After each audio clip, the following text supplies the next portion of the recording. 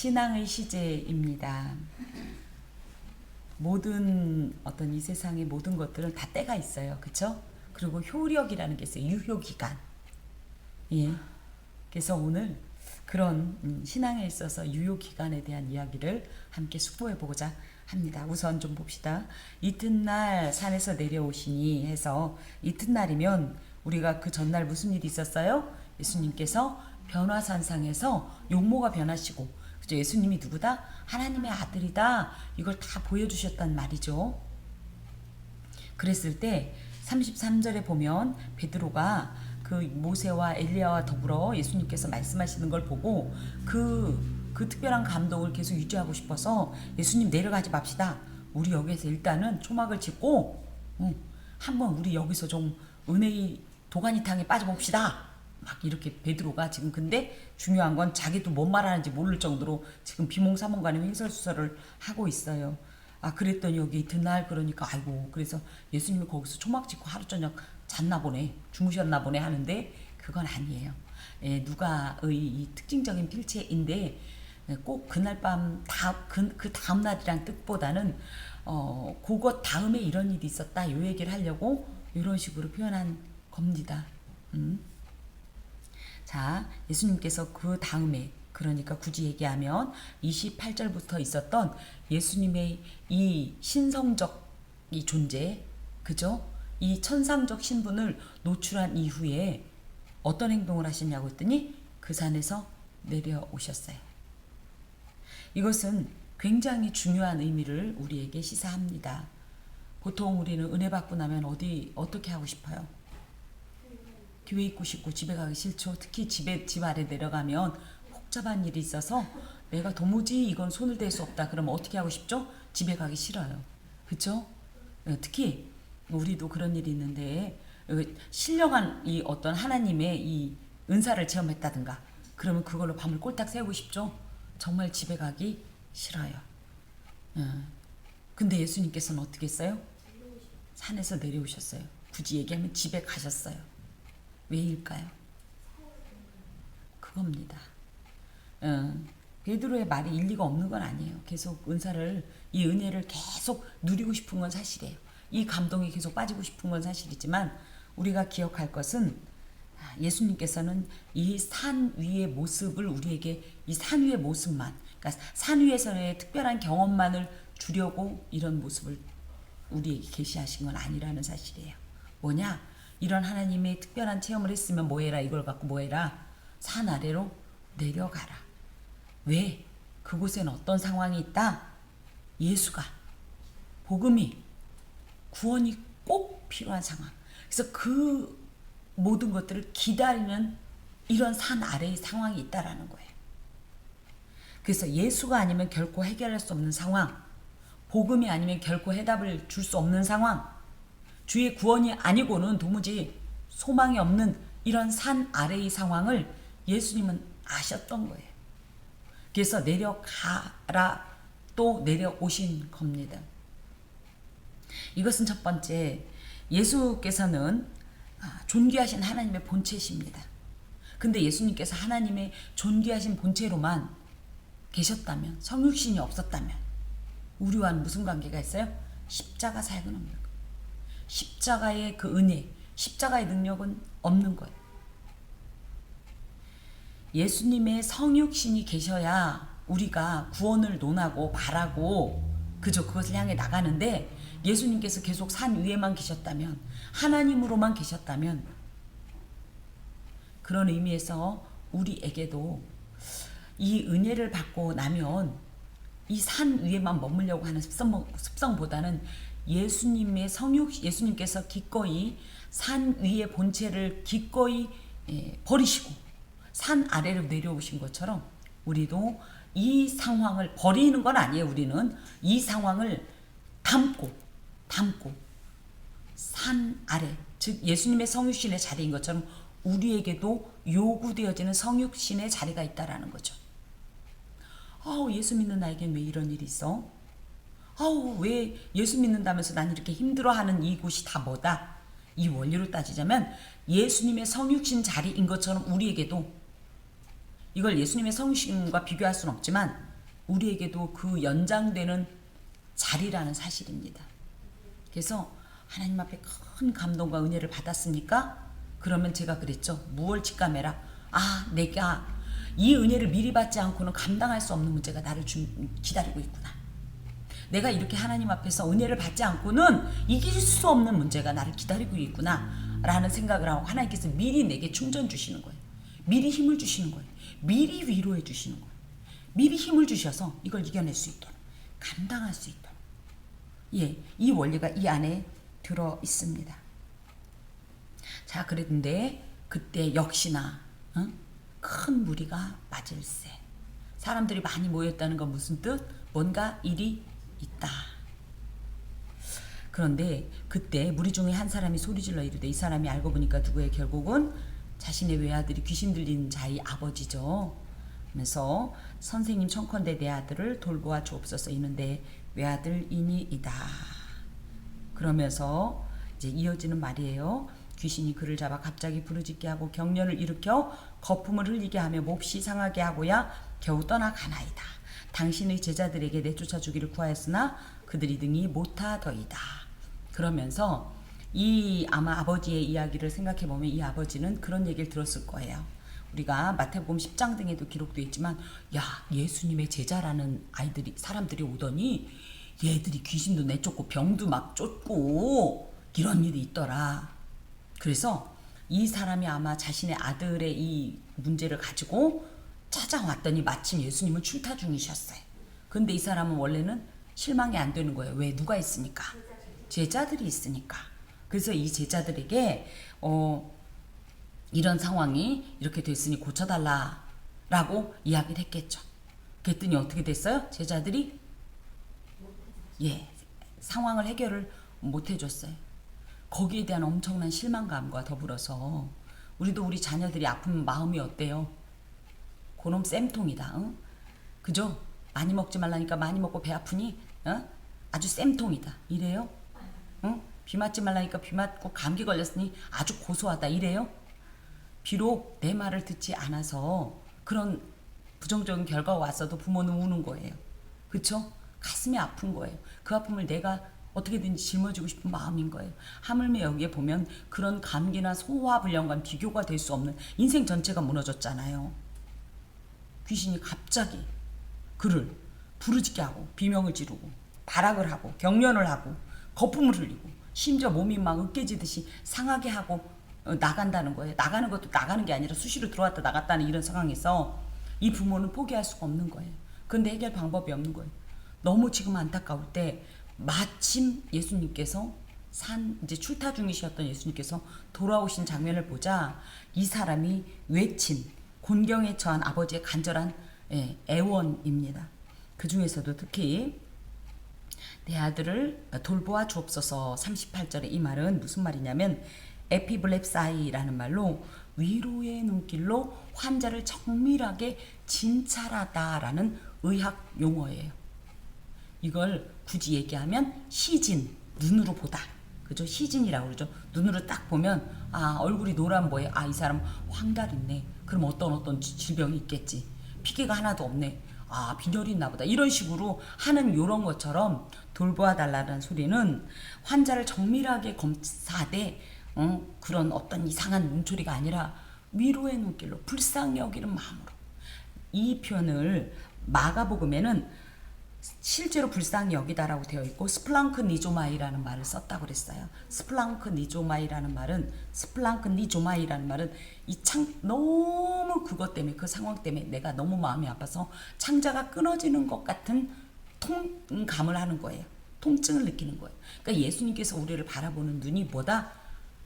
너무 이 죄에 사로잡혀서 사는 우리 인생이 너무 안쓰럽고 안타까워서 불쌍해서 신적 동정심에 당신의 이 창자가 끊어지는 것 같은 통증을 느끼는 것을 이 예수님께서 우리를 불쌍히 여긴다 하는 신적 동정의 실체인데, 여기서 굳이 그 표현을 안 쓰고 이렇게 돌보아 주옵소서라고 이야기했던 것은 누가가 직업이 의사이다 보니 조금 더 자기의 언어로 표현한 것이 아닌가.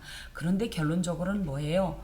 그렇게 해서 어떻게 환자를 의사가 이렇게 지켜본다는 건 무슨 의미를 가지고 있어요? 고쳐주겠다 말겠다. 고쳐주겠다. 그러니 제발 자세히 살펴보고 고쳐주옵소서 이런 말이죠. 특히 이는 내 외아들이니이다. 물론 뭐 아들이 많으면은 별로 안 귀하고 아들이 적으면 그러니까 자녀가 많으면 안 귀하고 뭐 자녀가 적으면 귀하고 그건 아니지만 그만큼 아주 절실한 어떤 요청을 가지고 있다라는 뜻이고 이 말 속에는 예수님만 느끼는 특별한 감정이 있으셨을 거예요. 왜요? 예수님도 하나님의 외아들이시잖아요. 그래서 그 외아들을 잃는 그 상실감 미리 그 느끼는 그 상실감을 예수님은 충분히 공감이 되셨을 겁니다. 근데 특히 이 증상을 보니까 귀신이 갑자기 그를 잡아서 부르짖게 하고 경련을 일으켜 거품을 흘리고 몹시 상하게 했다. 이 표현엔 아예 마태복음 17장에는 간질이라고 아예 나오고요. 또 마가복음 9장에는 벙어리 귀신이라고 나와요. 그런데 아마 이 내용으로 볼 땐 어찌됐든 간질병인 것 같아요. 그런데 왜 굳이 귀신이라고 했냐? 그때 당시에 간질병에 대한 이해입니다. 지금도 간질 환자들 있죠. 그럼 우리는 뭣도 모르고 귀신 들렸네. 그러면 안 돼요. 그때는 현대 그 의학이 하나님의 일반 은사적인 의학이 발전되지를 않았기 때문에 고칠 수 없으니까 다 귀신 들렸다고 했지만 요즘은 이 하나님께서 주신 일반 은사적 측면으로 의학이 발전했기 때문에 간질병을 귀신 들림으로 보지는 않습니다만은 그래도 이 누가복음의 또 이제 여러 이 복음서의 필체를 따라서 가보면 여기에 이제 특히 뭐가 있냐면 몹시 상하게 하고야. 그래서 이 몹시 상하게 한다라는 말은 심하게 부수다, 으깨어 짓밟다 이런 뜻이에요. 그래서 간질로 쓰러져가지고 이 외아들이 그죠? 이 발작을 하다 보니까 온 몸에 상처 투성이가 나게 된 거죠. 이 말 속에는 귀신이 하는 행동들이 들어있어요. 귀신은 뭐다? 우리 인생을 망가뜨립니다. 그래서 심각하게 상처를 주고요. 다시 회복하지 못할 정도로 파멸시키는 게 귀신의 목적이에요. 그렇기 때문에 굳이 얘기하면 이렇게 이것이 간질병임에도 불구하고 귀신이 이렇게 했다라는 표현에는 간질병의 배후에 역사하는 모든 병의 배후엔 귀신이 있는 건 사실입니다. 이 역사하는 귀신의 세력과 그에 대적하시는 예수의 구도를 설명하기 위해서. 그래서 결론적으로는 이 귀신의 세력은 예수 앞에 어떻게 된다? 떠나간다, 패배한다. 이것을 강조하기 위해서 이렇게 기록했습니다. 그러면서 당신의 제자들에게 내쫓아 주기를 구하였으나 그들이 능치 못하더이다. 그래서 이미 제자들에게 치유를 청원했지만 제자들은 무능했습니다. 그래서 너무 실망했습니다. 그러면서 이 말 속에는 그러니 당신은 해줄 수 있지 않겠습니까? 물론 이 마가복음 9장에는 무엇을 하실 수 있거든 좀 해줘 보십시오. 이렇게 이야기를 하지만 여기엔 그런 내용은 안 돼 있죠. 그래서 굉장히 냉소적인 제자들이 못합더이다. 당신이라고 별 수 있겠습니까? 이런 어투를 함께 담고 있는 거예요. 이것은 예수의 능력에 대한 이런 어떤 의심 어린 말인데요. 예수님께서 이 말씀을 하셨을 때 뭐라고 그러냐면 할 수 있거든이 무슨 말이냐. 믿는 자에게는 능치 못함이 없느니라. 이 말씀이 여기에서 나오는 거예요. 사실 여기엔 되어 있지 않지만 다른 복음서에는 제자들이 이때 뭘 하고 있었냐면 그 서기관들과 신학적인 변론을 벌이고 있었다고 나와요. 그런데 이 사람 입장에서는 지금 자기 아들 고쳐달라고 그랬더니 일껏 제자들이라는 사람이 병은 못 고치고 그죠? 다른 서기관들과 신학적인 논쟁을 벌이는 이 모습에 굉장히 실망했을 겁니다. 그래서 예수님이 오시자마자 그 말 속에 뭐냐면 당신 또한 이 신학적 논쟁에 들어가실 겁니까? 그러지 마시고 이 문제를 집중하여 해결해 주십시오. 이런 이 간언을 담고 있는데요. 예수님께 나올 때는 예수님 자신을 믿으세요. 예수님이 어떤 분인지. 우리 아시죠? 나의 이런 모습을 보면 예수님은 어떤 표정을 지을 거라 우리 다 알아요. 그걸 바라보고 나오세요. 무엇이든 염려하지 말고 주 예수께 아뢰라. 이런 찬송 가사가 있듯이 오히려 문제가 절박할수록 더 하나님께 나오십시오. 우리가 생각할 때는 나와봤자 별 수 없네. 그건 우리 생각인 거예요. 왜 우리는 전체를 보지 못해요? 지구가 둥근 거 봤어요? 못 봤어요? 근데 둥글대니까 우리 믿어요? 안 믿어요? 믿어요. 그런데 하물며 하나님께서 우리에게 이미 수많은 것들을 보여주셨는데도 그 하나님을 못 믿는다 하면 우린 정말 완악한 자들이에요. 그래서 어떤 문제가 있거든 어떻게 해라? 반드시 주 예수께 나와라. 무엇을 하실 수 있거든이 아니라 그분은 뭐예요? 믿는 자에게 능치 못함이 없는 이 역사를 믿음이라는 귀한 통로를 통해서 우리에게 허락하십니다. 예. 자, 그러면서 예수께서 그 말에 대답하시기를 믿음이 없고 패역한 세대여 내가 얼마나 너희와 함께 있으며 너희에게 참으리요 이렇게 말씀하신단 말이죠. 믿음이 없고 패역하다라는 표현은 사실은 구약적으로 이스라엘 백성들이 이 하나님 앞에서 하나님의 말씀에 불순종하고 또 뭡니까? 불신앙, 믿지 않고 할 때 표현되던 단어예요. 그래서 광야에서 하나님께 불순종했던 이스라엘에게 주어진 말씀으로 더 이상 도무지 이건 안 되겠다 싶을 정도로 이 철저한 불신앙적 상태를 갖다가 믿음이 없고 패역하다고 하는데 여기에 특히 믿음이 적고 믿음이 약하고 안 하고 믿음이 없다라고 딱 이야기를 하신 것으로 그래서 어떤 이들이 이렇게 얘기해요. 야, 이 믿음이 없고 패역한 세대가 누구냐? 여러분이 볼 때 누구인 것 같아요? 그런데 또 누구는 이렇게 얘기해요. 야, 설마 제자들이 믿음이 적지 없냐? 제자들은 빼놓자. 이렇게 얘기도 합니다. 그래서 많은 사람들은 거기 모인 무리들일 거다 이렇게 얘기를 해요. 그래서 거기 있는 무리들 중에는 여기엔 나와 있지 않지만 아까 말씀드린 대로 제자들과 변론하던 서기관들이 있었죠.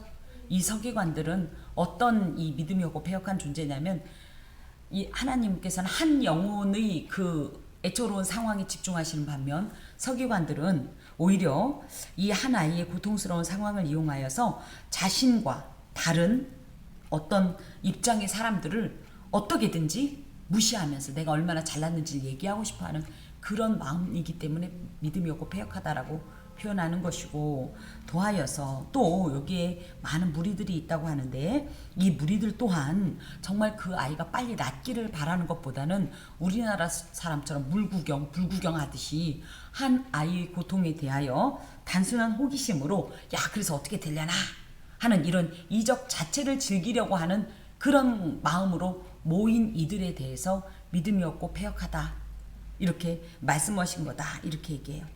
하지만 저는 우리 집사님 말씀하신데도 여기엔 제자들도 포함된다. 겨자씨 하나만한 믿음이 있어도 어떤 일이 있다고 그랬어요? 우리의 믿음이 순전한 믿음이 겨자씨 하나만큼만 돼도 그런 의미에서 겨자씨 하나는 있지도 않은 믿음이에요. 그렇죠? 그래서 제자들이 지금 물론 믿음이 전혀 없는 건 아니지만 심각한 믿음의 결핍 상태인데 이것조차 이것을 예수님께서 함께 책망하셨다고 봅니다.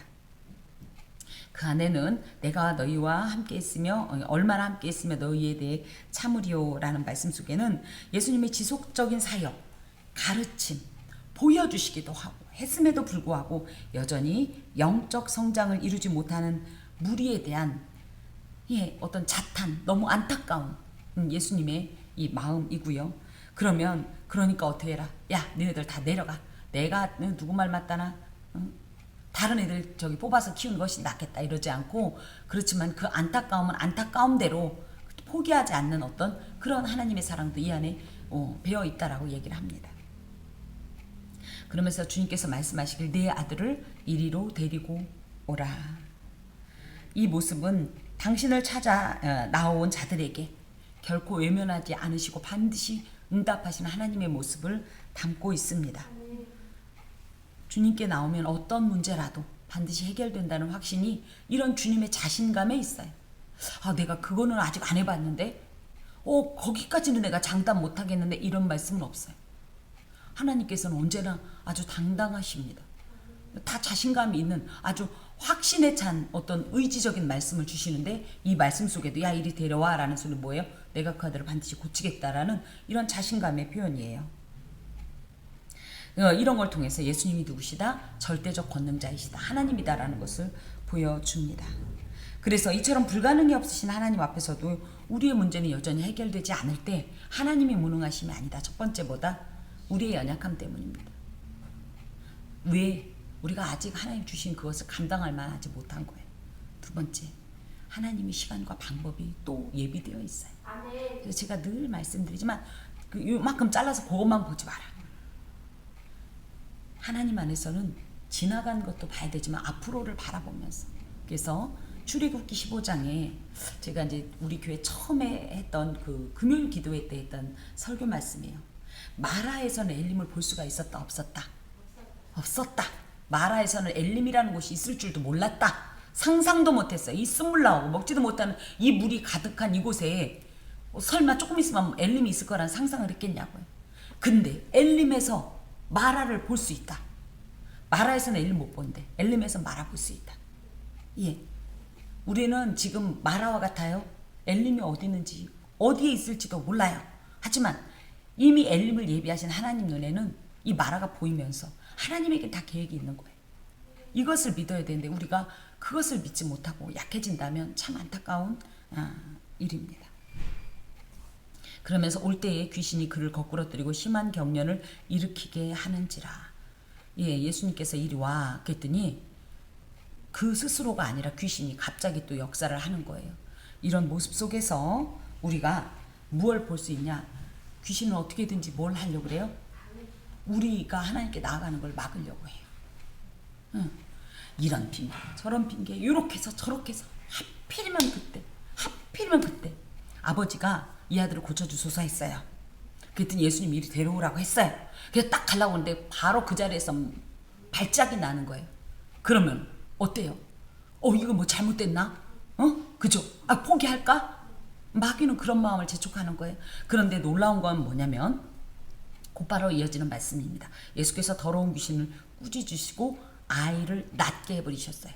마귀가 아무리 발악을 하고 아무리 완강하게 거부를 하고 자기 있는 힘껏 몸부림을 쳐도 예수 앞에 나오면 다 마귀는 손이 풀리고 발이 풀리고 그 권세가 다 해제되는 거예요. 그러니 하나님 앞에 나오는 것을 두려워하지 말아야 돼요. 옛날엔 그러죠. 다른 거 하다가 예수 믿으면 집이 쫄딱 망한데 가지 마. 예, 마귀가 그렇게 한다고요. 그렇게 한다고. 멀쩡하다가 예수 믿기로 작정하니까 사업이 갑자기 망해. 멀쩡하다가 예수 믿기로 결정하니까 병들어. 이게 이 원리예요. 그런데 놀라운 건 뭐예요? 그래도 길을 쓰고 예수 앞에 나오면 어떤 일이 있어요? 예수께서 귀신은 꾸짖으시고 악한 모든 역사는 멈추시고 아이를 낫게 하시는 거예요. 이 낫게 하셨다라는 표현은 뭐냐면 적정히 상황이 좋아졌다는 뜻이 아닙니다. 뭐냐면 완전히 회복됐다는 뜻이에요. 그걸 뭘로 했냐? 여기에 보니까 예수님께서 아이를 안수 안 차라사 이런 말 없죠. 눈싸움을 하사 이런 말도 없어요. 뭐 하셨어요? 맞아요. 더러운 귀신을 꾸짖었어요. 예, 이게 뭐야? 예수님의 창조의 권능이신 말씀의 능력입니다. 예수님은 직접 안 움직이시고 말씀만으로도 온 세계를 다 복종시킬 수 있는 이런 권능자예요. 그런 예수께서 말씀하시자 그 어떤 영계라도 물질계라도 이 하나님 앞에 지배당하는 존재가 이 피조물인데 그랬더니 놀랍게도 이렇게 이 아이에게 있었던 귀신이 떠나간 거죠. 이런 일들은 바다의 풍랑을 잠잠하게 할 때도 귀도 없는 바람한테 멈춰! 지금 딱 이렇게 하시는 거예요. 그래서 이것이 보다 곧 이 온 우주와 피조계의 주인이로 말씀으로 천지를 창조하신 절대적 권능자의 위엄입니다. 그러면서 또 그 안에 그 아버지에게 도로 주신 이 표현이 어디에 나와 있냐면 나인성의 과부의 아들이 죽었었죠. 근데 그 아들이 예수님께서 그저 그 시체에 손을 대시고 그 아들을 살려내시고 다음에 곧바로 어떤 말이 나오면 그 아들을 어머니에게 도로 주매 이렇게 표현돼요. 자, 그래서 이 말에는 완전한 회복의 상태와 더불어서 이 아버지에게 도로 주었다는 표현은 하나님의 선물인 자녀를 병들었던 자녀가 아니라 그저 완전히 회복된 자녀로서 또다시 복된 선물로 귀중한 선물로 주셨다는 의미를 함께 포함합니다. 그래서 하나님께서는 상한 모든 것이요 버리는 패가 아니에요. 쉽게 말하면 무슨 얘기인지 아시겠어요? 지금 이거는 다 망가졌어. 그러니까 이걸 싹 갈아엎고, 그러니까 굳이 얘기하면 이 아들이 이렇게 됐으니까 제끼고 다른 아들 주마, 이게 아니에요. 지금 이 상태를 어떻게 해요? 완전히 고치사 치유와서 회복하서 어떻게 하셔요? 선물로 주었던 그 복된 어떤 것들을 더욱더 귀하고 더욱더 완전하게 고치셔서 진짜 선물로 주신다는 사실이에요. 이곳에 그 말씀이 들어 있습니다. 그랬더니 사람들이 다 하나님의 위엄에 놀라니라. 놀랐다라는 표현은 엄마나 이 정도가 아니라 원어상 그대로 나와 있는 거예요. 마치 커다란 쇠망치에 얻어맞고 정신이 아찔한 상태를 표현한다고 합니다. 그래서 이 모습에는 방금 표현했던 대로 제자들의 무능과는 전적으로 차별되는 예수 그리스도의 신적 권능에 대해서 사람들이 반응하는 거죠. 우리 마음도 꼭 그렇죠. 예수님께서 이런 이적을 탁탁 베풀어주면 얼마나 좋아요. 농담처럼 어떤 선교사님이 그러잖아요. 하나님이 계신표를 얼마나 내기가 쉬운지 아냐고. 예수 잘 믿는 박 집사님네 노래는 막 바람도 살랑살랑 불고 막 비도 막 살살살 내리고 곡식도 막 10배나 100배나 맺고, 예수 안 믿는 저 김서방네 집은 막 바로 옆론인데도 비도 한 방울 안 내리고 곡식들도 배배 타고 딱 이러면 좋겠다고. 그죠? 그런 얘기할 때 저는 정말 박수를 쳤는데, 우리도 은근히 그런 거 바라지만 그런 어떤 것들이 그렇게 흔하지는 않습니다만은, 그것은 하나님의 이 모든 이 당신의 피조물을 사랑하시는 이 마음 때문이긴 하지만, 어찌 됐든 이런 장면들을 보면 특히 사람들은 놀라게 돼 있죠. 예수가 하나님이라는 사실을 다시 한번 여기에서도 또 놀라게 되는 겁니다. 그래, 그들이 다 그 행하시는 모든 일을 놀랍게 여길세 그 막 어수선하고 이 사람들 웅성웅성 이게 뭐야, 어떻게 막 탁탁 때리기라도 하고 내놓으라봐 막 이런 거라도 할 줄 알았더니 예수님이 나가라 딱 이 한마디에 애가 말짱해져서, 그래서 자기 부모에게 돌아가는 이 모습을 보니까 사람들이 너무 놀라서 웅성웅성 하고 있을 때 예수님께서는 제자들에게 이런 말씀을 주셔요. 이 말을 너희 귀에 담아두라. 인자가 장차 사람들이 손에 넘겨지리라. 2차 순환 예고입니다. 그래서 우리가 1차적으로 뭐예요? 그 가이사랴 빌립보에서, 그쵸? 22절에 보면 인자가 많은 고난을 받고 장로들과 대제사장들과 서기관들에게 버림받아 죽임을 당하고 제3일에 살아나야 하리라는 순환에 대한 1차 예고가 있었고, 이곳이 2차 예고가 되는 거예요.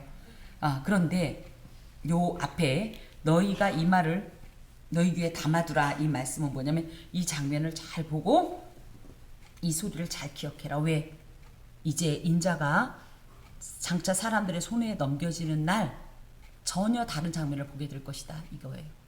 뭐요? 이렇게 놀라서 저 사람이 도대체 누구야? 진짜 메시아인가 봐. 웅성웅성 하던 이 웅성웅성이 뭐가 되냐면, 이 환호성이 뭐가 되냐면요, 십자가에 못 박아서서 십자가에 못 박아라, 십자가에 못 박아라 하는 무리들의 정말 악에 바친 발악의 소리로 바뀔 것이기 때문입니다. 또 제자들은 이 장면을 보고 또 어떤 마음을 품었을까요? 그러니까 우리가 선상님을 참 잘 골랐다니까. 그죠? 저 세리요한도 죽었잖아. 그죠? 그렇게 잘 나가더니 죽었어. 근데 이 양말은 뭐요? 이 양말은 진짜요? 이제 봐라, 이제 우린 진짜 영의정 좌의정 우리가 이제 여기 딱 싹쓸이다. 이제 다 니네들은 다 죽었어. 지금 이런 마음으로 굉장히 기대감, 흥분, 그죠? 근데 이 모든 것은 어리석은 거라는 거예요. 사실은 너희들이 그렇게 해서 그런 기대감을 가지고 있지만 인자는 어떻게 할 거다? 그건 상관없이 당신에게 맡겨진 순환의 길을 갈 거다. 그리고 너희들의 이런 과도한 기대감 때문에 어떤 일이 있다? 너희들도 나를 버릴 거다. 그런 이 장면을 똑똑히 기억하고 정신 똑바로 차려라. 우리가 은혜 받을 때 항상 뭐든지 양면이 있는 거예요. 아셨죠? 진짜 지혜로운 사람은 좋은 날만 생각하는 게 아니에요. 진짜 지혜로운 사람은 어때요? 지금은 이렇지만 훗날이 어떨지 모르니 이게 있는 거예요. 이게 진짜 지혜로운 사람인 거예요. 그래서 하나님 앞에서 은혜를 받을 때 이 은혜만 누리기에 급급해하지 말고 이것으로 훗날에 혹여 있을 만한 어떤 믿음의 그죠, 흉년의 시대, 그죠, 신앙의 고통의 시대를 대비하는 어떤 은혜의 이런 비축이 또 우리에게 있어야 돼요.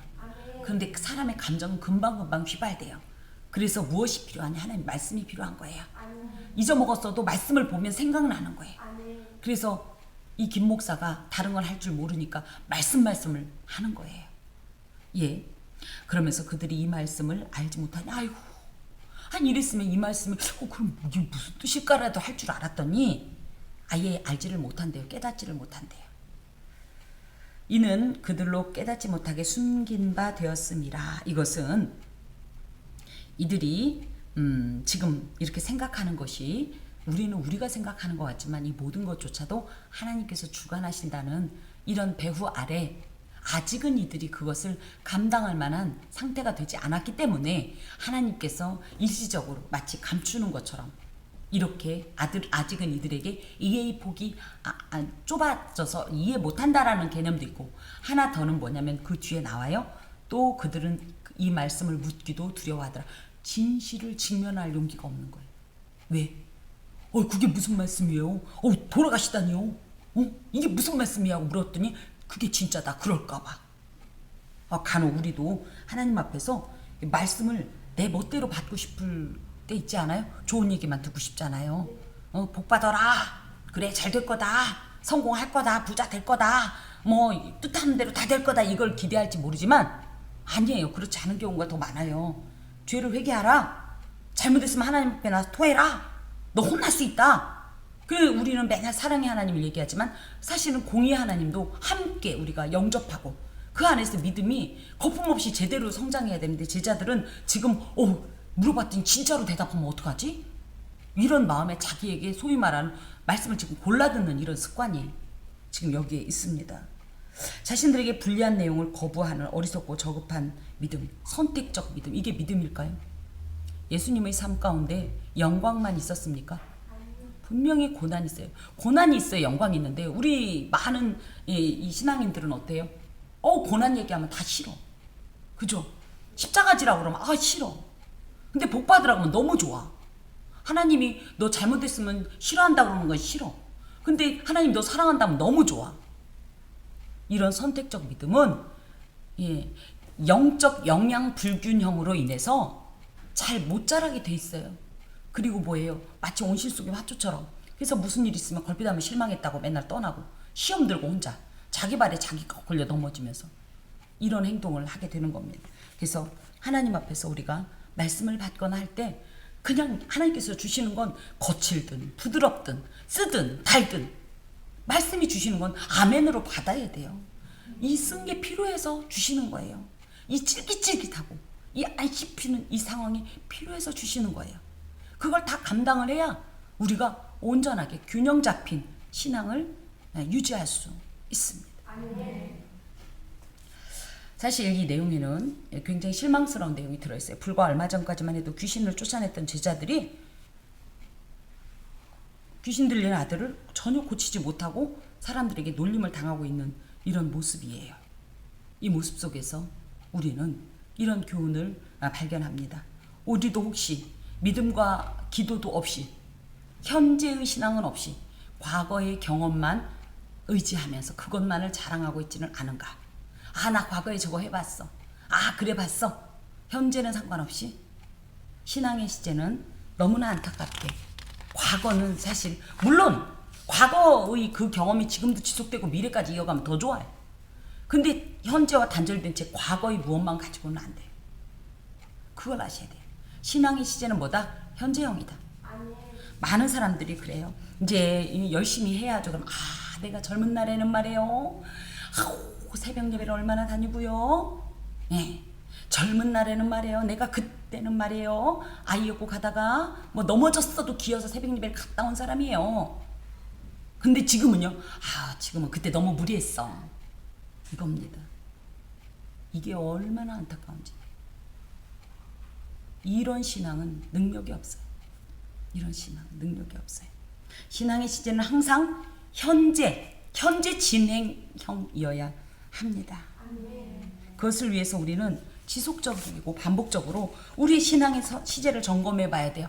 내 신앙이 혹시 지금 도태되고 있으면서 과거의 신앙, 과거의 옛 경험에 취해가지고 옛 추억을 그냥 음미하고 있지는 않은가 말이죠.